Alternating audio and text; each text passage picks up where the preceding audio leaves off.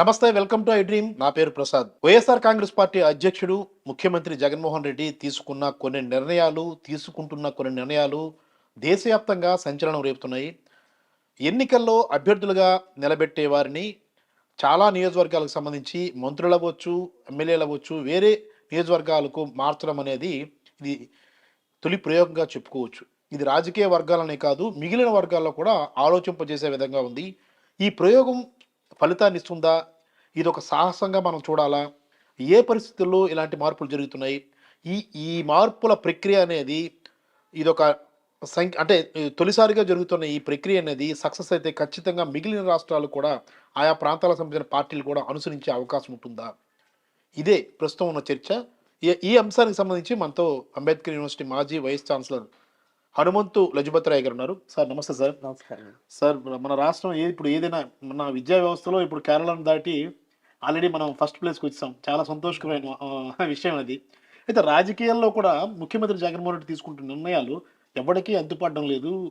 40 years industry అనుకుంటే చంద్రబాబు కూడా అయోమయంలో పడిపోయే పరిస్థితి ఉంది. అంటే ఏమైనా కానీ ఈ అభ్యర్థుల మార్పు అనేది మంత్రుల్ని పక్క నియోజకవర్గాలకు, ఆ పక్క నియోజకవర్గాలకు తరలించి అక్కడి నుంచి పోటీ చేయండి అని దిశానిర్దేశం చేస్తున్నారు. ఇది ఈ దేశంలో ఫస్ట్ టైం జరిగినట్లుగా మనం అనుకోవాలి సార్ ఇది? అవునండి. ఇది గతంలో ఎవరు కూడా ఏ ముఖ్యమంత్రి గారు కానీ ఇలాంటి ప్రయోగాలు చేసినటువంటి సందర్భాలైతే లేవు. ఇది ఒక ఒక అంశం ఏంటంటే, ఒక అధికారంలో ఒక పార్టీ కొంతకాలం అధికారంలో ఉన్న తర్వాత అవును, ఆ పార్టీ మీద కొంత యాంటీ ఇన్కంబెన్సీ అంటాం, కొంత వ్యతిరేకత కూడా సహజంగానే వస్తుంది. ఓకే. అది ప్రజాస్వామ్యంలో అది సహజమైన పరిణామం. అలాగే స్థానిక అభ్యర్థుల మీద కూడా, ఎమ్మెల్యేలు స్థానిక ఎమ్మెల్యేలు ఎవరైతే ఇప్పుడు ఉన్నారో ఆ పార్టీకి, వైఎస్ఆర్సీపీ పార్టీకి సంబంధించిన అభ్యర్థులు, వాళ్ళ మీద ఉన్నటువంటి వాళ్ళ బలాబలాలు కూడా సీఎం గారు బేరీజ్ వేసుకుంటారు. అంటే ఆయన ప్రధాన నాయకుడు, పార్టీ అధ్యక్షుడిగా ఆయన ఆయన అల్టిమేట్ అతని తాలూకా ఎయిమ్ ఏంటంటే పార్టీ గెలవాలి అనేది ప్రధాన నాయకుడు ప్రగాఢంగా దాని మీద ఆలోచన చేస్తూ ఉంటాడు. అలాంటి ఆలోచన చేసినప్పుడు అతని దగ్గర కొంత సమాచారం ఉంటుంది. ఇప్పుడు ఉన్నటువంటి స్థానిక ఎమ్మెల్యేలు వాళ్ళ పనితీరు కానీ, అక్కడ ప్రజల్లో వాళ్ళ మీద ఉన్నటువంటి అభిప్రాయాలు కానీ, అంటే ఇక్కడ స్థానిక నాయకులు నిజంగా అక్కడ ప్రజలకు సేవలు అందించడంలో విఫలమయ్యారా అంటే అది మనం చెప్పలేం. కానీ ఎంతో కొంత వ్యతిరేకత అనేటటువంటిది ఓవరాల్గా ప్రభుత్వం మీద ఎలాగైతే ఉంటుందో, ఒక అధికారంలో ఉన్న ప్రభుత్వం మీద ఎలాగైతే ఉంటుందో, స్థానిక నాయకత్వం మీద కూడా ఉన్నటువంటి ఎమ్మెల్యేల మీద కూడా కొన్ని సందర్భాల్లో ఉంటుంది. సమీకరణాలు కూడా అనేక సమీకరణాలు ఉంటాయి. తర్వాత ఈ కార్యకర్తలు అందరి విషయాల్లో కూడా వాళ్ళ ఎక్స్పెక్టేషన్స్ కూడా ఎక్కువగా ఉంటాయి. మాకేదో అది చేయాలి, ఇది చేయాలి, పార్టీకి మేము సేవ చేస్తాం, మాకు అన్నీ జరగాలి అనే ఆలోచనలు ఉంటాయి. అయితే ఈ అసంతృప్తిని పూర్తిగా పారద్రోలడం ఏ నాయకుడికి కూడా సాధ్యం కాదు. సో అసంతృప్తిని మేనేజ్ చేసుకుంటూ తిరిగి అధికారంలోకి రావాలి అనేటటువంటిది సీఎం గారి తాలూకా, జగన్మోహన్ రెడ్డి గారి తాలూకా ఆలోచనగా నాకు కనబడుతూ ఉంది. అలాగని అక్కడ ఎమ్మెల్యేని మార్చినంత మాత్రంలో ఎమ్మెల్యే గారు పూర్తిగా ఆయన మీద వ్యతిరేకత ఉన్నట్లు కూడా కాదు. అది సహజమైనటువంటి వ్యతిరేకత. అంటే కొంత వ్యతిరేకత వస్తుంది సహజంగా. ఒక ఎమ్మెల్యే గారు అక్కడ 5 సంవత్సరాలు అందరికీ న్యాయం చేయలేరు కదా, అందరికీ అన్ని న్యాయం చేయలేరు ఎవరు. సో కాబట్టి అందరికీ న్యాయం చేయలేరు కాబట్టి అలాంటి సమస్యలు వస్తుంటాయి. ఇప్పుడు మీకు దీనికి బెస్ట్ ఎగ్జాంపుల్ మీకు చెప్తాను. ఒక ప్రాంతం చాలా అల్లకల్లోలంగా ఉంటుంది, ఏదో శాంతి భద్రతల విషయంలో అనుకోండి. ఉదాహరణ చెప్తాను. వెంటనే ఏం చేస్తారు, ఆర్మీ కానీ పోలీస్ వాళ్ళు కానీ ఏం చేస్తారంటే అక్కడికి వేరే ప్రాంతంలో ఉన్నటువంటి ఆర్మీ పీపుల్ని ఆ ప్రాంతానికి పంపిస్తారు. అక్కడ డెప్యూట్ చేసి అక్కడ ఉన్నటువంటి పరిస్థితిని కంట్రోల్ చేస్తారు. మరి జగన్ గారు ఆర్మీ మన జగన్ అనేది ఆయన ఒక సైన్యాధ్యక్షుడు అనుకుంటే, ఆయన ఆర్మీ వీళ్ళందరూ అనుకుంటే, ఈ ఆర్మీలో ఉన్నటువంటి సోల్జర్స్, ఆయనకి సంబంధించిన ఎమ్మెల్యేలు వీళ్ళని ఏం చేస్తారు, ఇక్కడికన్నా ఆయన అక్కడైతే బల ప్రదర్శన బాగా చేయగలడు, అవును. లేదా అక్కడ పరిస్థితి బాగలేదు కాబట్టి అక్కడున్న పరిస్థితుల్లో ఈ అభ్యర్థి అయితే అక్కడ విజయాన్ని సాధించి వెనక్కి రాగలడు అవును. అనేటటువంటిది ముఖ్యమంత్రి గారి వ్యూహంలో అదొక అంతర్భాగంగా ఒక ఆలోచనలాగా ఉన్నట్లుగా నాకైతే తోస్తుంది. యెస్. అంటే ఒకటి సార్, అంటే జగన్మోహన్ రెడ్డి గారు తీసుకున్న నిర్ణయాన్ని అయోమయంగా తీసుకున్న నిర్ణయంగా భావించాల్సి ఉంటుందా? లేదంటే నాయకత్వ లక్షణాల్లో ఇదొకమైన భాగంగా మనం భావించాల్సి ఉంటుందా? 100% ఇది నాయకత్వ లక్షణాల్లో ఒక భాగం. ఇప్పుడు ఒక హ్మ్. ఎమ్మెల్యే గారిని ఇంకొక ప్రాంతానికి వెళ్ళి మీరు అక్కడ పోటీ చేయండి అని ఆయన చెప్పారు. యెస్. ఈ ఆయన నిజమైన నాయకుడే అయితే తన నాయకత్వ లక్షణాలకి పదును పెట్టడానికి ఒక అవకాశం, తనలో ఉన్నటువంటి ప్రతిభను చూపెట్టడానికి కూడా ఆ ఎమ్మెల్యే గారికి వేరే ప్రాంతంలో కూడా నాయకత్వం వహించి అక్కడ మంచి ఫలితాలు సాధించడానికి అదొక అవకాశం. యెస్. అంతే. హ్మ్. హ్మ్. సో ఇది మనం ఏం చేయాలంటే దీన్ని ఒక ఛాలెంజ్గా తీసుకోవాలి. హ్మ్. ఉన్నటువంటి ఎమ్మెల్యేలు అందరూ కూడా ఎవరైతే మార్పులు చేర్పులకి మరి ఆ అవకాశాలు కలుగుతున్నాయో ఇది ఒక అవకాశంగా భావించాలి. అంటే తమ నాయకత్వాన్ని మరింత పదును పెట్టుకోవడానికి, తమ సమర్థత నిరూపించుకోవడానికి కూడా ఒక గొప్ప అవకాశంగా ఎమ్మెల్యేలు భావించాలి. అవును. అంతేగాని నన్ను ఈ ప్రాంతం నుంచి ఆ ప్రాంతానికి పంపించారు కాబట్టి అక్కడ నేను విఫలమైపోతారు అనేటటువంటి ఆలోచన ఉండకూడదు. ఈ నాయకుడి రక్షణ కాదు. యెస్. హుహు. నాయకుడు అనేవాడు ఎప్పుడు కూడా కంఫర్ట్ పొజిషన్‌లో ఉండడు. అవును. నాయకుడు ఎప్పుడు కూడా సాక్రిఫైస్ అయిపోతూ ఉంటాడు. ప్రజల కోసం, పరిస్థితుల కోసం, అక్కడ ఉన్నటువంటి స్థానిక అవసరాల కోసం. యెస్. రాజకీయ జీవితం అంటేనే పూర్తిగా త్యాగం అయిపోవాలి. హ్మ్.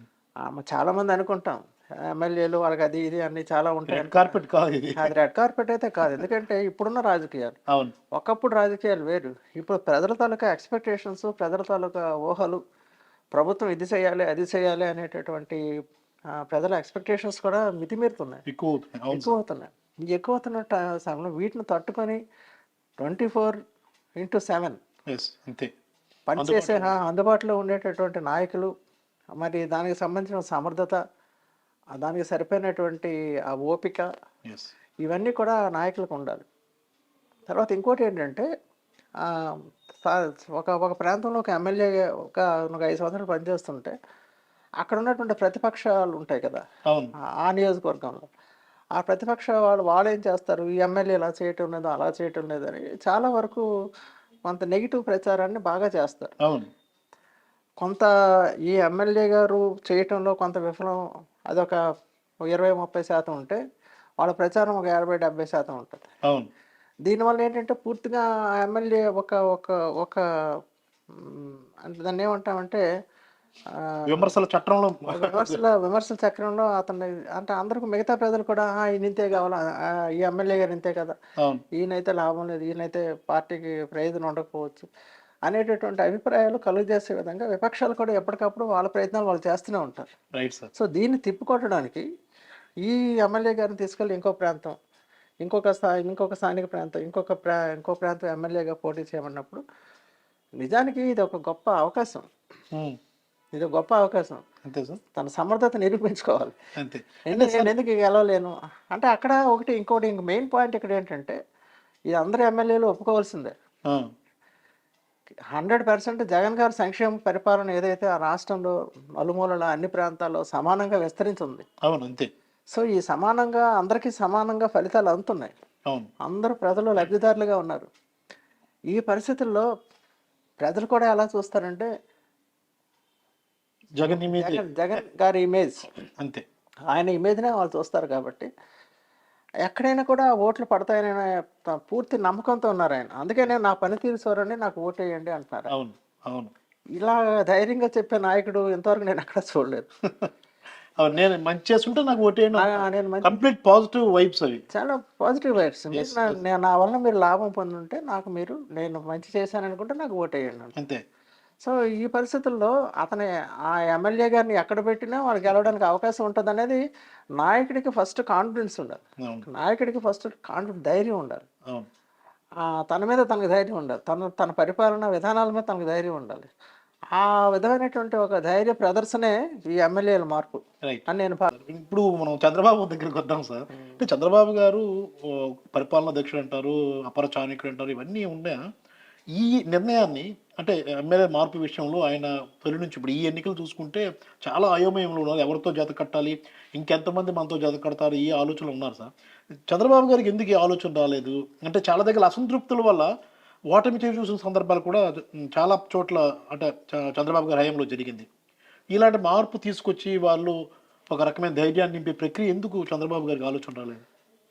అంటే గతంలో రాలేదంటారా? అంతే అంతే ఆయన ముఖ్యమంత్రిగా ఉన్నప్పుడు. అంతే. అంటే అప్పుడు ఇప్పుడున్నంత పోటీ వాతావరణం అప్పుడు లేదు. ఉమ్, ఇప్పుడున్న పోటీ వాతావరణం ఏంటంటే విపక్షాలు కానీ మరి అధికార పక్షానికి కానీ డి డి అనే పరిస్థితి, ఆ, పోటీ చాలా తీవ్రమైనటువంటి స్థాయిలో ఉందనేటువంటిది మన అందరికీ తెలిసిన అవును. విషయం. అంటే టికెట్ల పంపిణీ విషయంలో ఆయన కరెక్ట్గా చేయలేకపోవడం వల్ల చాలా చోట్ల అంటే ఇంతవరకు దానికి అసంతృప్తి కారణం పెరిగే ఏంటంటే, అవకాశం ఉంది. అసంతృప్తి అంటే ఇక్కడ ఏంటంటే ప్రధానమైన కారణం ఫస్ట్ ఆఫ్ ఆల్ ఆయన ఏదైతే ఇంకో పార్టీతో పొత్తుల్లోకి వెళ్ళాలనుకుంటున్నారో దాని మీద క్లారిటీ లేదు. అంతే. ఉమ్, సో క్లారిటీ లేకపోవడంతో ఆయన ఉన్నటువంటి క్యాండిడేట్ని ఎక్కడ ఉన్న వాళ్ళని అక్కడే ఏర్పాటు చేసేటటువంటి పరిస్థితి ఆయన ఆలోచించుకుంటున్నారు. ఉమ్, ముందు పొత్తుల్లో క్లారిటీ లేనప్పుడు ఆయన ఎవరిని ఎక్కడికి పంపిస్తాడు, ఎస్. ఏ అభ్యర్థిని ఎక్కడ ఏ నియోజకవర్గంలో ఇతను నిలబడితే నేను గెలవగలడు అనే క్లారిటీ ముందు నాయకుడికి లేదు. నాయకుడికే లేదు. అవును.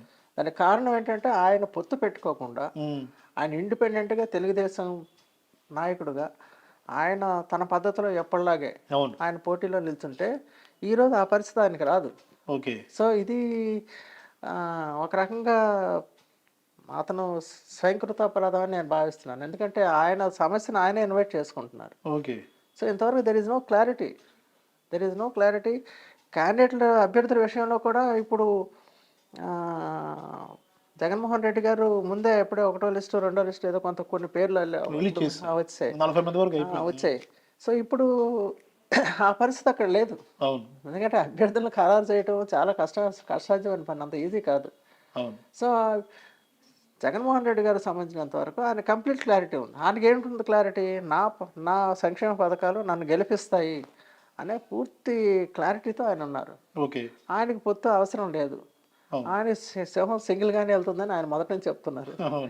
సో ఈ పరిస్థితుల్లో ఆ, అంటే ఒక మానసిక సన్నద్ధత, మానసిక ధైర్యము, ఒక నాయకుడికి ఉండవలసిన పూర్తి ఆ, సమర్థత, ధైర్యం ఇలాంటివి మీరు చూస్తే, నాయకత్వ లక్షణాలు చూస్తే 100% మరి జగన్మోహన్ రెడ్డి గారిలో కనబడుతున్నాయి. అవును. కాబట్టి ఆయన నిర్ణయం తీసుకోవడంలో ముందున్నాడు. ఎస్. ఏ నిర్ణయం అయినా కానీ అభ్యర్థులను మార్చాలా లేదా అదే అభ్యర్థిని అక్కడ ఉంచాలా అనేటువంటి విషయాల్లో ఆయన కరాఖండిగా ఉన్నాడు ఆయన. కరాఖండిగా ఉన్నారు. అవును సార్. ఆ సిచ్యుయేషన్, ఆ పరిస్థితి చంద్రబాబు నాయుడు నో డౌట్ ఆయన పెద్ద లీడర్, నాయకుడు, నాయకత్వ లక్షణాలు ఉన్నటువంటి వ్యక్తి.